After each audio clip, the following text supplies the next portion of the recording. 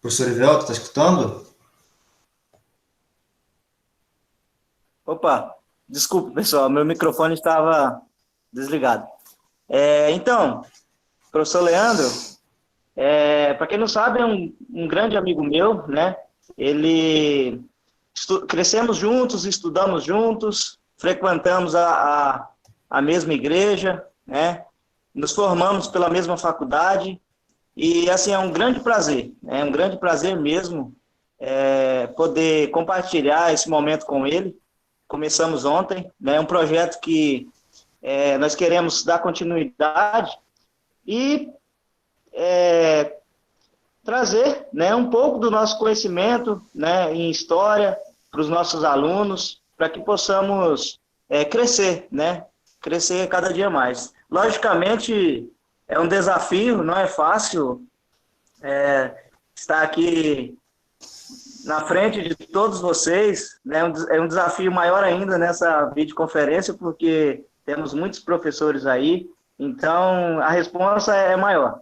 Mas é o seguinte, esse conteúdo é um conteúdo direcionado à turma do sétimo ano, mas para aquele aluno, aquela pessoa que tem interesse em saber mais um pouquinho, né, é válido, é muito válido. O tema que eu escolhi, juntamente com o aval aí do professor Leandro, são as grandes navegações, né? É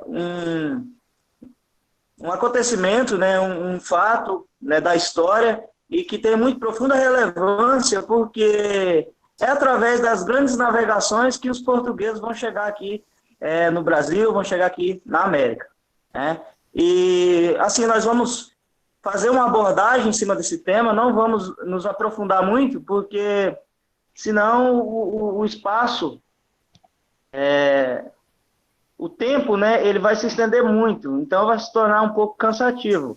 Nós vamos estar falando dos antecedentes das grandes navegações, né, o que motivou aí as grandes navegações, quais eram os objetivos aí por trás das grandes navegações, quais foram as nações, né, os reinos aí que se lançaram primeiramente nas grandes navegações. Esse é o nosso tema, é um tema bacana e antes, né, de nós estarmos aqui nesse momento, eu estive conversando com o professor Leandro e tivemos o feedback a respeito desse tema, né? É um tema riquíssimo em detalhes, né?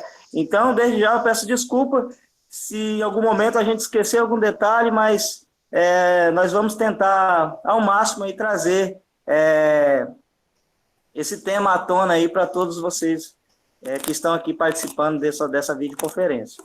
Bom, falar em grandes navegações, né? Quando pensamos nesse tema, nós lembramos de dois reinos, né? Vem à nossa cabeça dois reinos. Quais? Portugal, né? E Espanha. Portugal e Espanha foram assim os pioneiros nas grandes navegações. Na verdade, era um grande desafio na época, né? Nós temos que fazer essa análise de acordo com o tempo, no espaço de tempo daquele povo, naquele período, né? Mais precisamente, estamos falando aí de um período de transição, de Idade Média, né, para a Idade Moderna, um período de profundas transformações na Europa, certo? Então é o seguinte, para contextualizar, né, contextualizar esse tema, a quem interessava navegar, né, para um local totalmente desconhecido, quais eram os medos, né, que os europeus tinham do desconhecido? Nós começamos por aí com essa indagação, né? Mas retornando, né, voltando um pouquinho no tempo, nós temos que entender como isso tudo começou, como começou o interesse pelas navegações, para desbravar o desconhecido. Nós voltamos aí, né, no período da Idade Média, mais precisamente a partir do século X, né? A partir do século X, nós vamos entrar num período de profundas transformações na Europa. Mas que tipo de transformação é essa, né? O que está acontecendo nesse período do século X a partir do século X? Nós vamos ter aí o enfraquecimento, né, dos senhores feudais, o enfraquecimento do sistema econômico chamado de feudalismo, onde a base de produção era a terra, a população ela era agrícola, né? O comércio ele praticamente tinha desaparecido no período anterior ao século X. Então, a partir do século X, nós vamos ter um enfraquecimento do feudalismo, um enfraquecimento dos senhores feudais, né? E por que ocorreu esse enfraquecimento dos senhores feudais? Nós entramos aí em um período de muitos conflitos, principalmente conflitos religiosos. Entre os séculos XI e ao século XIV, nós tivemos as cruzadas, que foi a chamada Guerra Santa, travada entre os cristãos e os muçulmanos. E o que vai acontecer nesse período? Os senhores feudais, né, eles tiveram muitos gastos com as cruzadas. E, logicamente, né, o poder dos senhores feudais vai se enfraquecer. E nesse período, né, nós vamos ter o fortalecimento do poder dos reis. Falando assim politicamente. Economicamente, nós vamos ter aí o fortalecimento do comércio, né, o ressurgimento das cidades. Então, assim, nós estamos entrando num período de profundas transformações na Europa. Professor Leandro, pode estar argumentando mais um pouquinho a respeito disso? Está com a palavra, professor. Vamos lá, então. Aqueles que quiserem fazer alguma pergunta, pode ficar à vontade no chat, ou até mesmo abrir o microfone que a gente dá a palavra. Ok? Pode ficar à vontade aí, os alunos, né? Os meus, o do Orivelto, os professores também. Vamos interagir para tornar o momento melhor um pouquinho. Então, assim, as transformações feudais, eu vou destacar a Quarta Cruzada, conhecida como a Cruzada do Comércio. A Cruzada do Comércio, ela fez com que houvesse na Europa o chamado renascimento comercial e, consequentemente, o renascimento urbano, né? A atividade comercial, ela vai fortalecer a urbanização. E uma classe vai se consolidar nesse período, né? A chamada burguesia. A burguesia que nós falamos aqui não é um conceito de burguesia como nós o conhecemos hoje, mas é uma burguesia mercantil, ou seja, aqueles que praticavam o comércio, e especificamente o comércio marítimo no mar Mediterrâneo, né? O mar Mediterrâneo é um mar extremamente importante, geograficamente estratégico, né? Que dá acesso que liga a África, a Ásia, a Europa, e ali você tem cidades que floresceram, como Veneza e Gênova, né? Cidades importantíssimas aí para a atividade comercial e para o fortalecimento da burguesia. O detalhe a ser destacado, que vai de encontro àquilo que o Erivelto disse, esse fortalecimento da burguesia vai na contramão da estrutura feudal. Então, a burguesia ela se fortalece em um ambiente onde não contribui para as práticas mercantis, as práticas da burguesia. E, automaticamente, a burguesia vai buscar apoio aos reis, pedindo a eles, de alguma forma, através de uma relação de interesse, né? A burguesia pede aos reis e financia a centralização do Estado, né, na figura do rei, para que ele criasse um mecanismo aqui, mudando as leis, possibilitando e melhorando as práticas comerciais. E quais são essas mudanças aqui? Vamos destacar rapidão. Primeiro, a unificação de peso e medida e moeda. Isso é fundamental para a prática comercial. E a partir desse momento que há centralização política, a possibilidade de se centralizar essas leis que trouxesse benesses, né, para a burguesia. Automaticamente, a burguesia ela ajuda a financiar, através dos impostos, a construção desse Estado. Né? Agora, rei tem dinheiro, recursos importantes aqui e necessários para montar um exército. E aí você tem a Europa transitando para a Europa moderna, né? A Europa moderna é marcada pela figura dos reis absolutistas, e você tem, no que diz respeito à economia, o início do capitalismo comercial ou o início do mercantilismo. E é nesse momento que destacamos aqui as grandes navegações, elas surgem como uma saída econômica para que os burgueses pudessem ali praticar o comércio, e agora não mais só pelo Mediterrâneo, né? O conceito de grandes navegações está relacionado à navegação em mar aberto, ou seja, no Oceano Atlântico. Mas quais são as razões por trás e por que Portugal é pioneiro? Eu vou falar das razões, o pioneirismo vou deixar para o professor Ivelto. Então, as razões, obviamente, é o interesse do lucro através do comércio. A busca por especiarias, né? Traçar uma nova rota para chegar às Índias, atrás de especiarias como cravo, canela, gengibre, açúcar, né? São produtos raros na Europa e muito lucrativo. Né? Nesse meio termo também vale a pena lembrar aqui o tráfico do comércio negreiro, que também é um comércio muito lucrativo para os estados e para os comerciantes. E por que o mar aberto e não o mar Mediterrâneo, esse mar fechado? A Quarta Cruzada, como foi ressaltado já, a do comércio, ela teve como consequência a monopolização da atividade comercial nas cidades italianas. Então, os italianos monopolizavam e, por conseguinte, os produtos ficavam mais encarecidos para os outros países. E aí essa demanda, essa necessidade de ter uma nova rota é um dos motivadores aqui por trás das navegações. E tem a presença turca também ali, que também dificulta a atividade comercial no Ocidente, além dos italianos. Sobre o pioneirismo português, o professor Ivelto está com a palavra. Muito bem, professor. Bem colocado, né?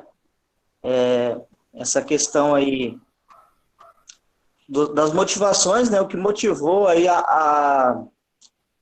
o ingresso, né? Nas grandes navegações e assim, algumas palavras, né, que o senhor colocou, a gente poderia comentar, né? Falou aí do monopólio que as cidades italianas de Gênova e Veneza, elas tinham monopólio no comércio ali pelo Mediterrâneo, certo? O que é monopólio, né? O que seria essa palavra? Talvez algum aluno não entenda, mas o monopólio era o controle exclusivo do comércio, né, que as cidades italianas tinham ali no Mediterrâneo. E outra coisa também, né, que vai caracterizar aí esse pioneirismo português. Veja bem, por que Portugal e Espanha foram os pioneiros nas grandes navegações? Porque foram as nações, né, que consolidou o Estado Nacional. Foram as nações onde ocorreu primeiramente a centralização do poder dos reis, né, e construção desse Estado Nacional. Então, juntamente, né, com o interesse da burguesia, foi financiado essas navegações, né? Portugal, ele almejava uma outra rota para chegar às Índias, né? Uma rota alternativa, porque pelo Mediterrâneo não tinha como. Gênova e Veneza, eles tinham monopólio, tinham o controle daquela região. E como eles tinham um monopólio comercial, né, eles vendiam as especiarias na Europa por um preço muito elevado. estava complicando ali, no caso ali, a vida, né, de Portugal e de Espanha. Portugal se lançou ao mar primeiramente. A Espanha se lançou ao mar depois de Portugal, porque o processo de centralização política na Espanha foi posterior a isso. Né? Se deu a partir da expulsão dos muçulmanos. Então, pessoal, é o seguinte, qual era o objetivo de Portugal? Que rota que Portugal traçou para chegar às Índias, contornando o continente africano. Essa era a rota, né, que Portugal traçou, né, pensava em traçar para chegar às Índias, para chegar às chamadas especiarias. Depois o professor pode estar falando um pouquinho mais sobre isso, que era um produto extremamente valioso, né, na Europa, extremamente valioso. Então, nós temos a primeira rota traçada aí por Vasco da Gama. Ele chegou em Calicut, na Índia, em 1498, né? E Portugal, essa viagem rendeu muito à coroa portuguesa. O investimento que foi feito, né, ele teve um lucro de 60 vezes mais. O gasto que foi realizado aí nessa primeira expedição, o resultado, né, o resultado dessa viagem deu um lucro aí 60 vezes mais do que eles tinham gastado na viagem. Então, assim, trouxe um otimismo muito grande à coroa portuguesa, né? Poderia falar também a respeito aí desse pioneirismo português, eu acabei me esquecendo, a posição geográfica, né, ali da Península Ibérica, né, ali ventos, né, a condição estratégica ali para início, ingresso aí nas grandes navegações, profissionais, né, com conhecimentos náuticos, instrumentos como astrolábio, bússola, né, e outros instrumentos que facilitavam a orientação em alto mar, e o interesse da coroa portuguesa nesse investimento, né? Veja bem, qual o objetivo, né? Um dos objetivos também é a busca por metais preciosos, que era um princípio aí do mercantilismo, o novo sistema político-econômico que a Europa vivenciava naquele período. Ô, Erivelto, Pode falar. Temos algumas perguntas aqui, né? Primeiro a Giovana, né? Acredito que seja a Maria. É isso, Maria? É você que está aí, né? Fez uma pergunta sobre... Sim, sou eu. Só para ter certeza. Nessa época, a crença era que a Terra era plana. Por isso, tanto medo. Ou isso é um mito? Você quer comentar? Quer responder ela? Então, muito, muito legal, muito bacana a sua participação.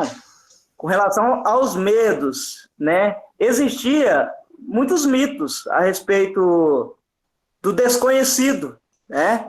E, assim, era uma aventura para os navegadores, né? Para as pessoas que adentravam as embarcações e se lançavam em alto mar. Tinha uma fantasia, né? Acreditava-se que a Terra era plana e chegava em um determinado local ali, existia um grande abismo. Por que isso? Por que isso? Porque a população europeia, ela praticamente estava restrita, os conhecimentos do povo europeu, professor, estava restrito ali à Europa, ao norte da África, ali pelo Mediterrâneo ali, e chegando ali a algumas localidades ali da Ásia. Então, assim, eles não conheciam o mundo, né? Não conheciam além daquele espaço ali. Então, eles acreditavam, existia essa crença mesmo, que a Terra era plana. Chegava em um determinado local ali, existia um grande abismo e as embarcações caíam.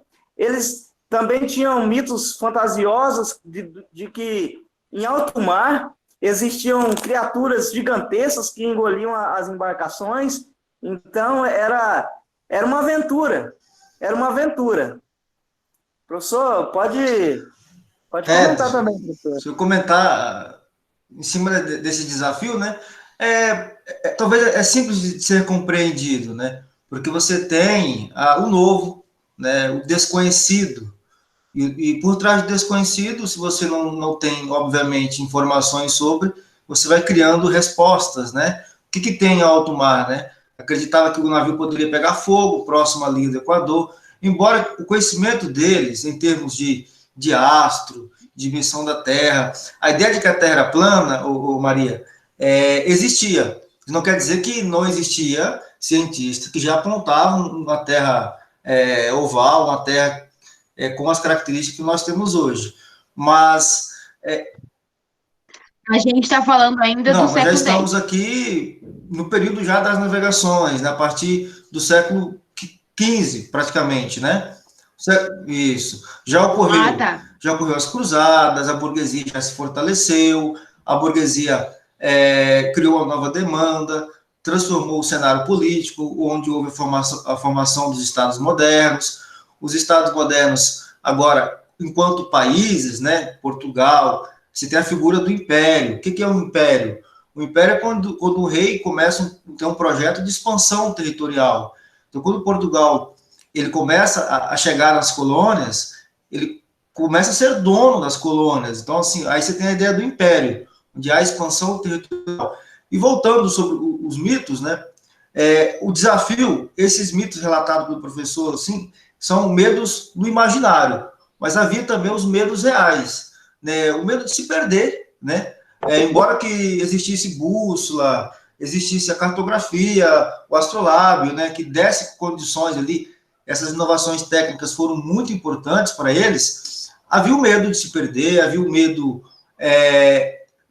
de acontecer um naufrágio devido às condições em alto mar.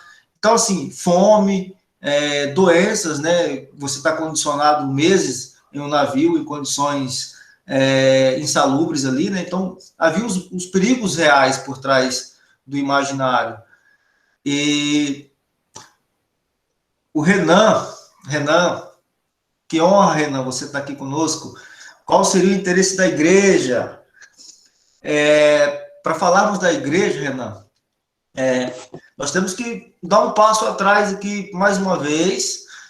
Vou ressaltar mais uma vez a burguesia, essa burguesia mercantil, porque é uma burguesia que se fortalece em um contexto histórico onde as práticas feudais não são adequadas para a prática comercial e também a realidade da igreja, a igreja católica, ela condenava o lucro, ela tratava como luxúria você lucrar. Então, como que um comerciante, como que a burguesia se fortalece em um contexto histórico onde a igreja condena a sua prática? E aí vai ocorrer na Europa, ali em 1517, que está no mesmo contexto, as reformas religiosas. Não vou entrar nas reformas, né? Isso, reforma protestante, Renan. Eu não vou entrar nas reformas, porque seria um tema de uma outra aula. Eu vou ressaltar só que as reformas abalaram, provocaram aqui uma crise dentro da igreja, uma crise intelectual, uma crise na própria instituição, uma crise econômica na igreja, né? Por quê? Eu vou citar apenas a reforma calvinista, que tratava o lucro de uma forma diferente. João Calvino dizia que o lucro ele era um sinal de que Deus estava abençoando aquela pessoa, que o lucro fruto do trabalho era sinal da graça divina. Então a igreja ela está prejudicada, ela está em crise. O que tem a ver a igreja com grandes navegações? Vai ocorrer o Concílio de Trento ali em 1530. Esse concílio é uma reunião que a igreja faz para tratar as diretrizes da igreja, né? Aquilo que sai, aquilo que fica. Ela vai fazer uma contra-reforma em cima do que já havia ocorrido. E aí foi criado em uma sequência ali foi criados seminários, que eram padres que estudavam, e foram criados posteriormente a Companhia de Jesus, pelo padre Loyola, que tem por objetivo lançar padres no Novo Mundo, a fim de expandir o catolicismo, expandir o cristianismo, e o mecanismo de expansão era as navegações, né? Eram os navios aqui. Então, a Igreja Católica, o interesse dela é gigante. E eu vou além, né? Ela passa a ter o interesse e passa também a financiar, a promover, de alguma forma, instigando cada vez mais as navegações. Por isso que eu costumo dizer, né, que nós hoje no Brasil, nós temos tanto José, Maria, Pedro, Paulo, João, que são nomes católicos, né? E isso está na nossa história devido ao processo de catequização que a nossa sociedade, a sociedade nativa passou, e também por ter sido colonizados aqui por europeus majoritariamente católicos, né? O interesse da igreja era gigante. Giovana, Maria, né? No primeiro momento, ela era contra as grandes navegações? Não, ela aproveitou da era das grandes navegações para resolver um problema dentro da igreja, que era qual o problema? Ela tinha perdido muitos fiéis. Então, ela aproveitou dessa era das grandes navegações para poder expandir aqui a sua fé, a fé católica, o cristianismo, no Novo Mundo, no mundo agora recém-descoberto pelos estados, né, pela Europa de modo geral. Para enriquecer, manter o domínio, né, o monopólio religioso, manter a sua hegemonia, né? E lembrando aqui que o papel da igreja ao longo da história tem um poder muito grande sobre as pessoas, né? Muitos líderes políticos legitimavam aqui, e vale lembrar, né, dos próprios reis absolutistas, legitimavam seu poder no direito divino, ou seja, no Deus. Então, havia uma relação muito próxima, embora a Igreja Católica já não era mais a Igreja Católica como era na Idade Média, soberana, a única instituição organizada. Agora a Igreja tem como rival os próprios estados absolutistas. Só comparando aqui, para tentar não fugir muito do tema, né? Durante a Idade Média, era o Papa que coroava os reis, dos senhores feudais. Agora, na Idade Moderna, o rei se autocoroa. Então, há uma relação muito próxima entre igreja e Estado, mas a igreja não é mais tão soberana.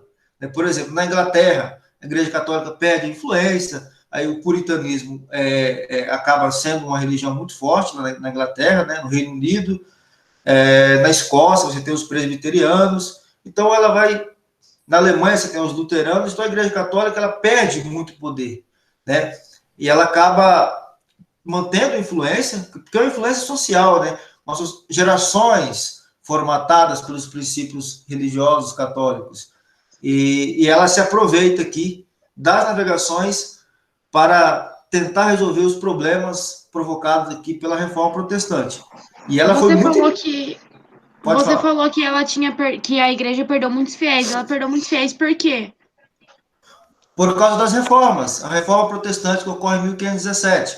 Então você tem o surgimento de várias religiões.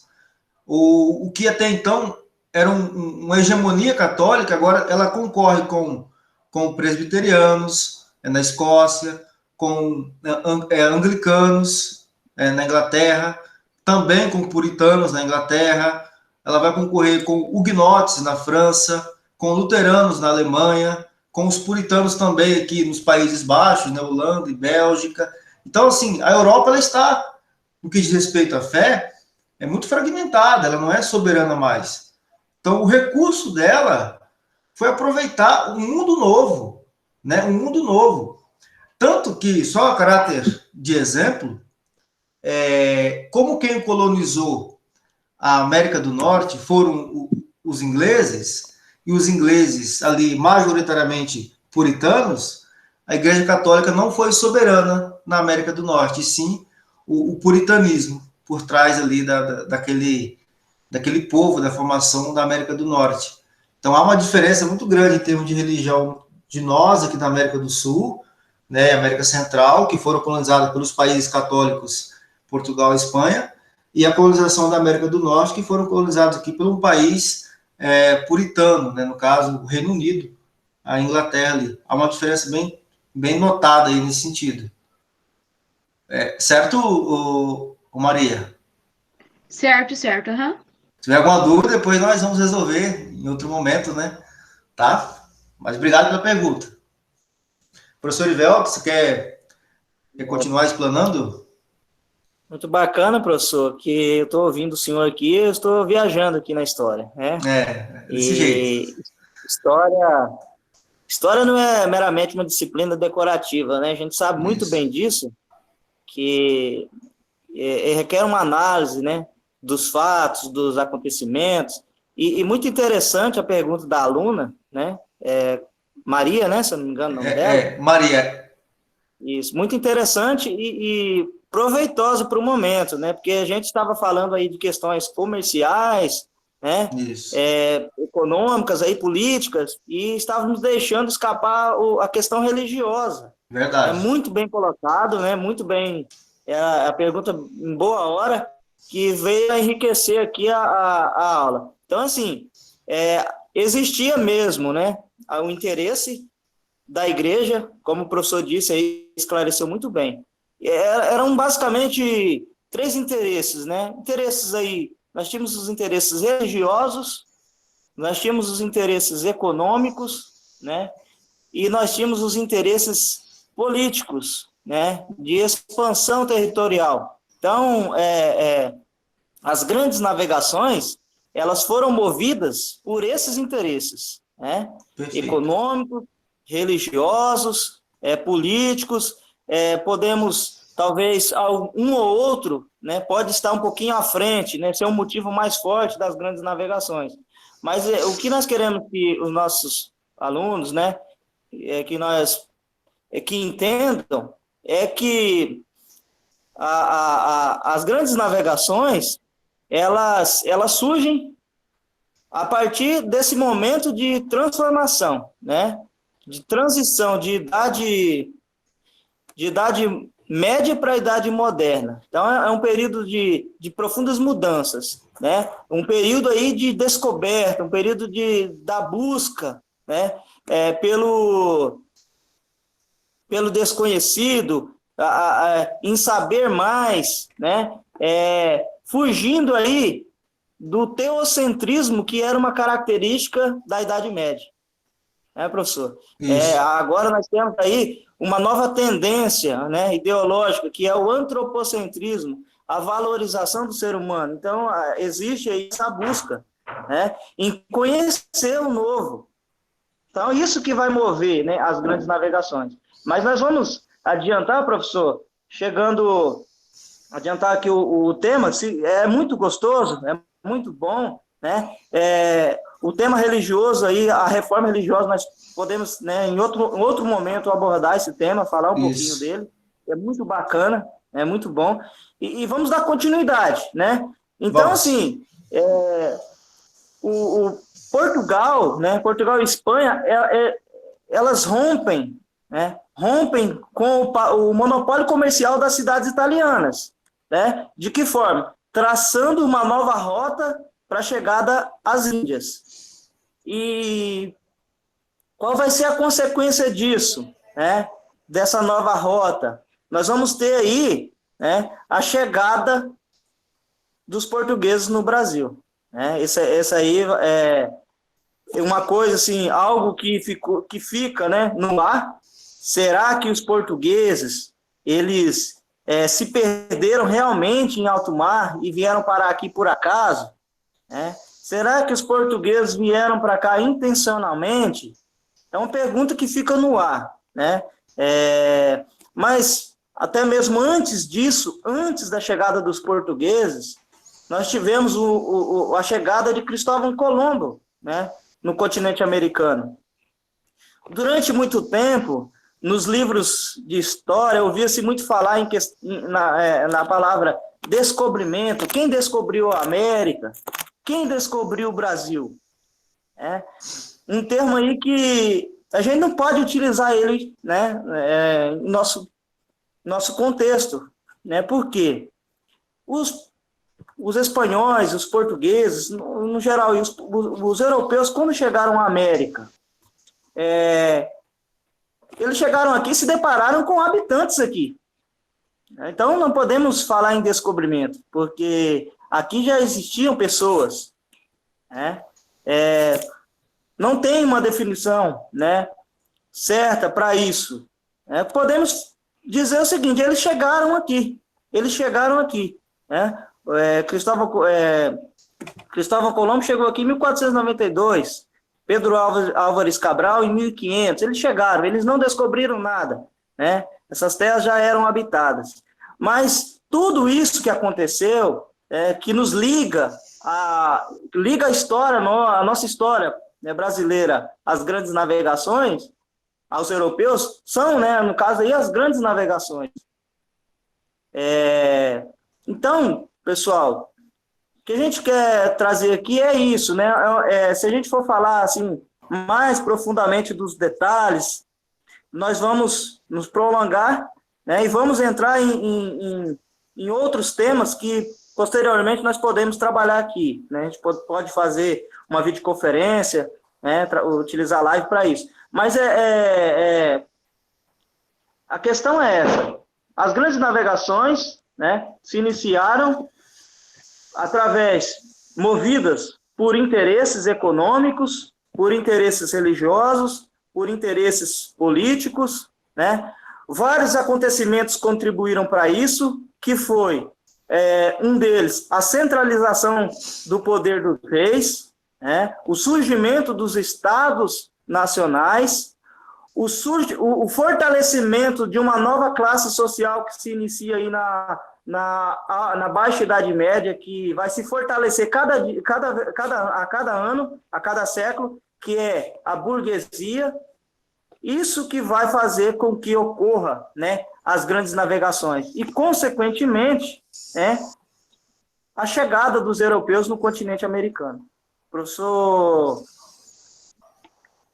está com a palavra, professor. Se quiser dar mais alguma contribuição. Bom, é só lembrar alguns pontos, né? Primeiro, a Cassiana, primeiro, outra aluna aqui. Obrigado, Cassiana, pela pergunta.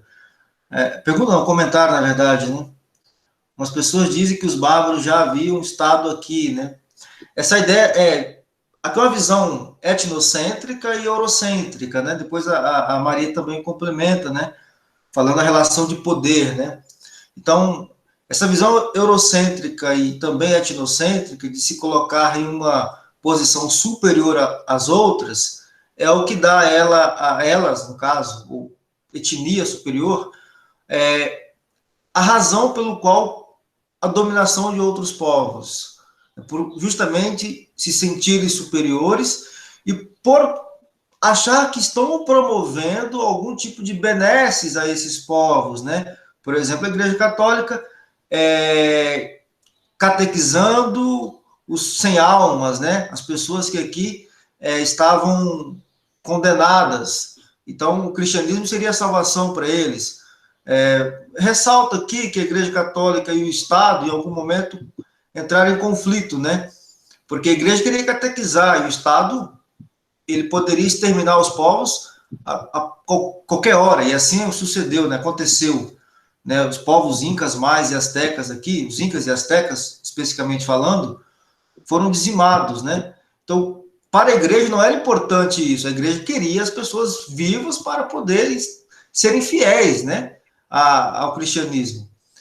A descoberta de Cristóvão Colombo, como o professor ressaltou, e aqui eu vou ressaltar uma outra curiosidade aqui, está no batismo do continente americano, né? Em homenagem a um outro navegador, o Américo Vespúcio. E por quê, né? Um fez a obra, o outro assinou, né? Justamente por Cristóvão Colombo não ter provado que se tratava de uma terra nova. E Américo Vespúcio provou que se tratava de uma terra nova e foi batizado o continente em seu nome. A Cristóvão Colombo, vale lembrar o país Colômbia, né? Em homenagem a esse navegador. O Brasil foi descoberto na sequência em 1500, descoberto, é um termo que o professor já comentou, né? Descoberto para a Europa. A ideia de Brasil com certeza, que é uma ideia criada pelos europeus, né? Nós não queremos que condená-los, europeus, ou santificá-los, né? Estamos analisando os processos históricos, e a raiz do aprendizado na disciplina de história está nos processos. Você vê que a gente não citou datas aqui, né? Falamos transição de um período para o outro, consequência que vai levar a algumas tomadas de decisões, e os processos históricos, aquele é a chave para compreender a disciplina de história. E o contato que eu vou comentar aqui, professor, o périplo africano é o contorno, né? É o contorno. O nome périplo significa contornar. Então, é o contorno feito pelos europeus no continente africano, levando eles às Índias ali. Sempre usamos o termo no plural, né? Índias. Não é um país específico. As Índias seriam a costa, o litoral banhado pelo Oceano Índico. Então, acessar ali o sul da África, acessar ali a Ásia, região rica em especiarias, né? A canela, o cravo, dentre outras, né? E ele foi montando feitorias, né? Feitorias é uma espécie de entreposto comercial, né? A fim de garantir ali uma relativa dominação em alguns territórios. E aqui relato também, né, que esse contato com os africanos, com os asiáticos, se dá das mais variadas formas, né? Eram acordos feitos com as tribos para perseguir outras tribos, a fim de escravizar os membros das outras. Então, aqui eu vou só citar, nós não vamos sair desse contexto de navegação, que os negros, né, negro é um conceito também que está em debate no mundo atual, né, sendo contestado, né, falar a palavra negro é quase que uma tentativa de diminuir a realidade por trás, né, o politicamente correto é preto, só que nós ainda não estamos preparados para lidar com essa situação. Quando falamos preto, nós sentimos mal, né? Isso mostra como que nós temos que combater o preconceito que existe na sociedade, esse racismo estrutural, né? Então, assim, os africanos que habitavam aquelas regiões, eles tiveram contato com os europeus, e esse contato dá início ao que chamamos de diáspora africana, né? Você tem em torno de 14 milhões de africanos que foram tirados da sua casa e levados pelo mundo.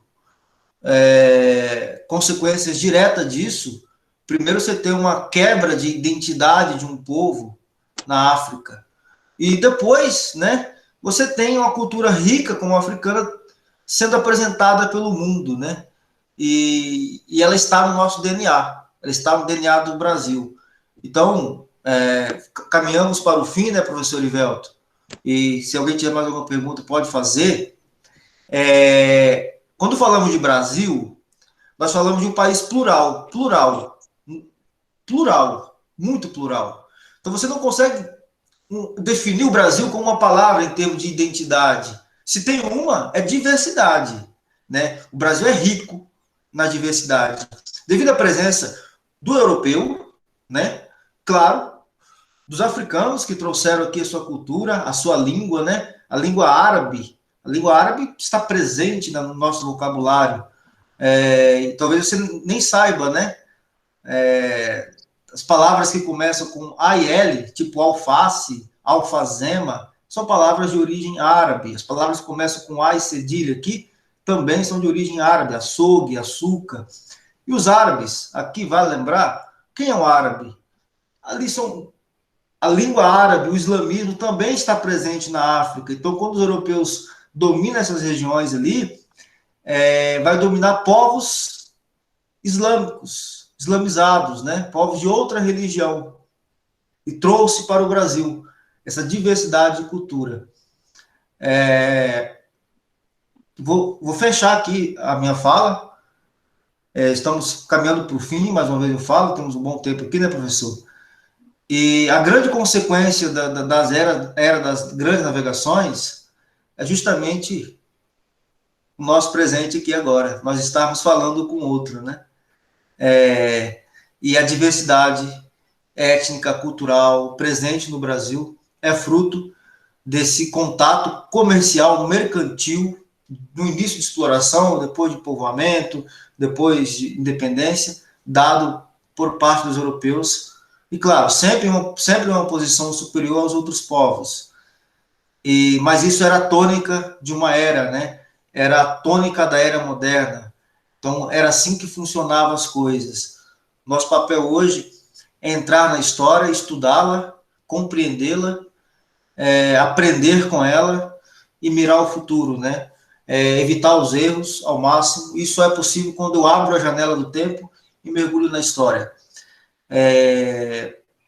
O professor Ivelto acho que vai fechar, então eu quero agradecer o professor Ivelto pelo convite, eu quero agradecer também os alunos meus aqui da cidade de Sapezal que estão aqui presentes, os alunos do professor Ivelto, os professores da escola aí do professor Ivelto que também estão presentes. É um prazer, é uma honra, e certamente vamos ter novos contatos aqui e falarmos, porque afinal de contas estamos conectados pela história, né? Professor Ivelto, sua fala. É isso mesmo, professor. Quero agradecer, né, a cada aluno que está aqui, aos seus alunos, né, aos meus alunos. Quero dar um recado aí aos seus alunos. Esse professor Leandro, é um excelente profissional, uma excelente pessoa, e estejam com ele, tá? No dia a dia, e procurem absorver o máximo que ele tem a oferecer para vocês.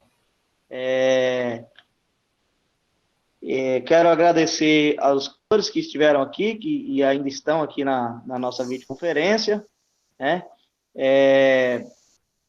Só um minutinho, professor, estou com um probleminha aqui. Estão me ouvindo? Estou ouvindo. Está me ouvindo, professor? Estou. Orivelto, vou mudar aqui. Sim. O Renan está perguntando, e vamos deixar a pergunta aberta, não. Ele está perguntando para falar sobre a cartografia e sobre a criação de tratados. Você quer falar ou eu falo?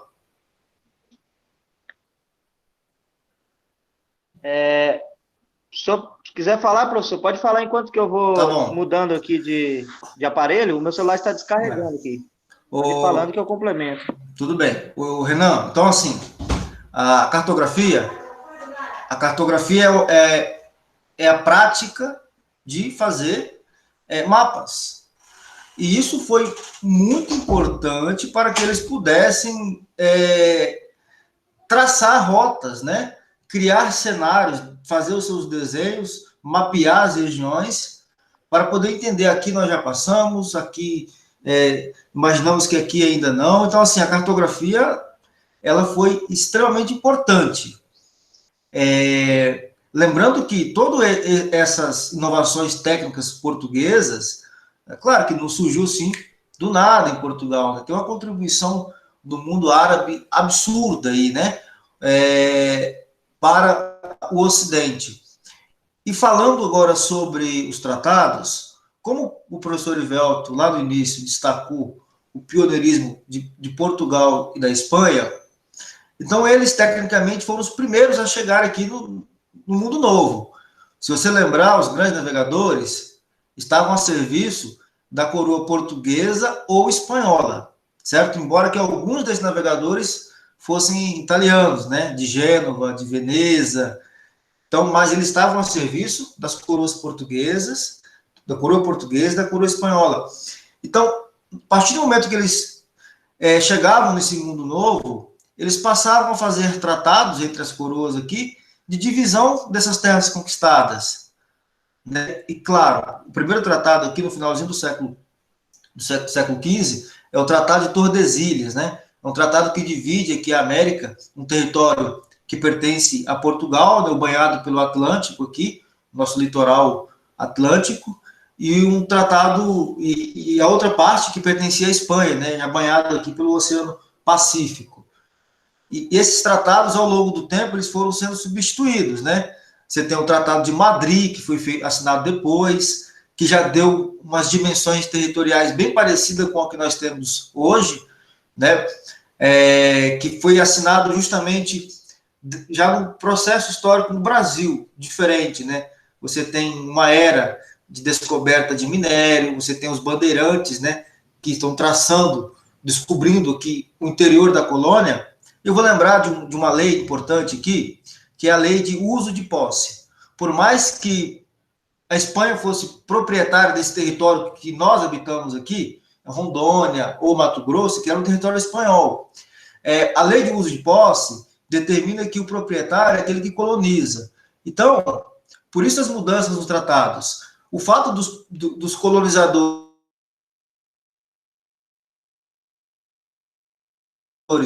passaram a colonizar esse território onde nós moramos aqui agora. Então, por isso que nós somos Portugal, nesse caso.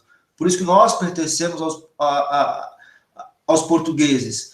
E o Tratado de Madrid, ele deu esses novos contornos, delimitou a nova geografia aqui no que pertencia a Portugal e no que pertencia à Espanha. Depois teve outros tratados, né, que envolvem muito mais a questão no sul do Brasil. O Tratado de Badajoz, por exemplo, que envolve a colônia do Sacramento, mas é um conteúdo mais Brasil aqui. Mas sobre a ideia de tratados que você perguntou, tinha esse papel aqui de determinar quem era dono de qual área, né? E na Europa, as potências europeias reagiram de forma bem inóspita, né? Chegavam a comentar, né, assim, de forma irônica, né? Eu não lembro no testamento de Adão aonde que está escrito que o mundo seria dividido entre portugueses e espanhóis, né? De forma irônica, as potências europeias, agora já formadas, né, estão buscando um pedacinho dessas terras novas, né? No caso do Brasil, vai ter invasão da França, vai ter invasão da Holanda, do Nordeste, né? A era açucareira brasileira. Então, haverá muitos conflitos a partir de então. Os tratados de territórios, eles mantêm um acordo de paz entre Portugal e Espanha, mas acende uma centelha aqui de conflito, de invasões com as outras potências europeias. Professor Ivelto, você pode encerrar agora, eu já dei meu parecer final. Né? Você está me ouvindo, professor? Tá ok. Tive um probleminha aqui com o meu aparelho celular, eu estava falando através dele, descarregou, né? A início a gente queria trabalhar aí pelo menos meia hora apenas, mas o assunto, a história é assim, né, cara? A gente vai falando e vai analisando e novos assuntos vão surgindo. O nosso brother aí, Renan, que é seu aluno, veio com um tema bacana, né? Muito proveitoso. Eu quero agradecer a participação desses alunos aqui na nossa videoconferência, uma participação construtiva, né? E que veio a somar, né? Que veio a somar. Um tema que ele fez a pergunta que a gente pode, falando assim de tratados, né? A gente pode trabalhar em outro tema, história do Brasil, por exemplo, o início aí da colonização, né? Então, eu quero agradecer, né, a todos os alunos, aos meus alunos aqui da Escola Francisco Martendal, aos seus alunos, aos professores que estão presentes, né, participaram aqui. Meu muito obrigado. É um desafio, né, professor? Para nós é um desafio estar aqui falando, né? Mas estamos aqui para quebrar as barreiras, né? Passar pelos obstáculos. Não está sendo fácil nem para vocês alunos, nem para nós professores, né? Mas temos que tocar o barco. Temos que lutar, temos que vencer, né? Eu acredito que em breve passaremos por isso. As coisas não vão ser iguais, né?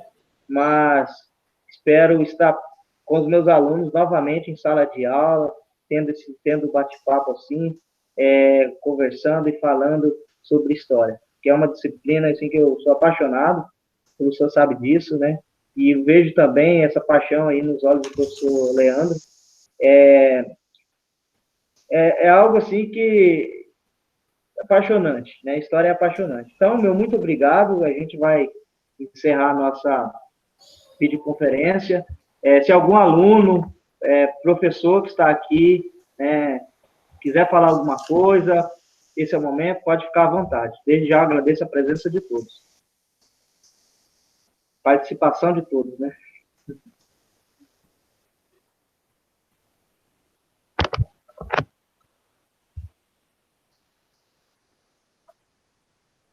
Então é isso aí, professor. Valeu. Um abraço, pessoal. Fique com Deus. Tchau a todos. Bom restante de semana aí.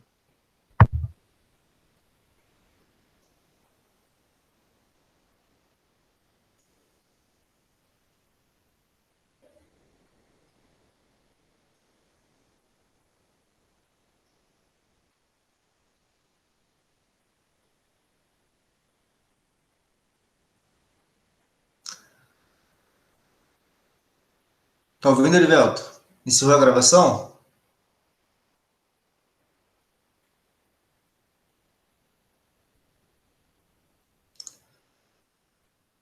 Erivelto.